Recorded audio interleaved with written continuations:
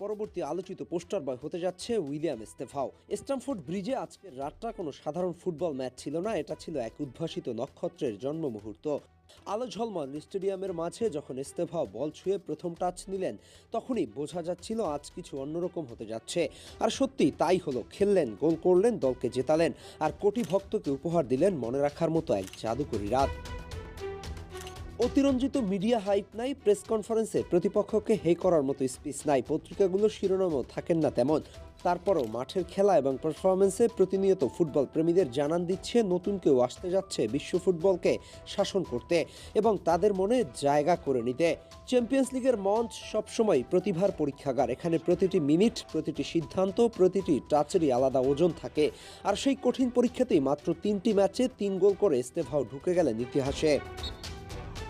Champions লিগের অভিষেকের প্রথম 3 ম্যাচেই গোল, এটা করার মতো প্লেয়ার এই প্রতিযোগিতার দীর্ঘ ইতিহাসে মাত্র 2 জন। আর তাদের একজন এখন স্ট্যামফোর্ড ব্রিজের নীল জার্সিতে 18 বছরের ব্রাজিলিয়ান বিস্ময় শিশু এস্তেভাও উইলিয়ান। পুরো ম্যাচ জুড়ে তাকে দেখছিল স্টেডিয়াম, যেন বলটা যখনই তার পায়ে, দর্শকদের হৃদয় স্পন্দন একটু বেড়ে যাচ্ছিল। 83 মিনিট মাঠে থেকে তিনি বুঝিয়ে দিয়েছেন এটা শুধু প্রতিভা নয়, বরং তৈরি হচ্ছে এক ভবিষ্যৎ বিশ্ব সুনামি। 48টি টাচ, প্রতিটি টাচ ছিল নিখুঁত, প্রাণবন্ত। 3টি চান্স ক্রিয়েট, যেখানে প্রতিটিই ছিল আক্রমণের নতুন দরজা খুলে দেওয়ার মতো। একটি বিগ চান্স, 2টা শট, 2টা সফল ড্রিবল, সবকিছু মিলিয়ে যেন একজন তরুণ নয়, বরং অভিজ্ঞ কোনো শো স্টপার মাঠে খেলতেছিল। ফাইনাল থার্ডে তার 2টি পাস ছিল মূল্যবান অস্ত্রের মতো ধারালো। 4টি রিকভারি এবং গ্রাউন্ড ডুয়েলে 3টি জয়, এগুলো বলে দেয় সে শুধু স্কিলের প্লেয়ার নয়, সে লড়াই করে, পায়ে পায়ে প্রতিপক্ষকে চ্যালেঞ্জ জানায়।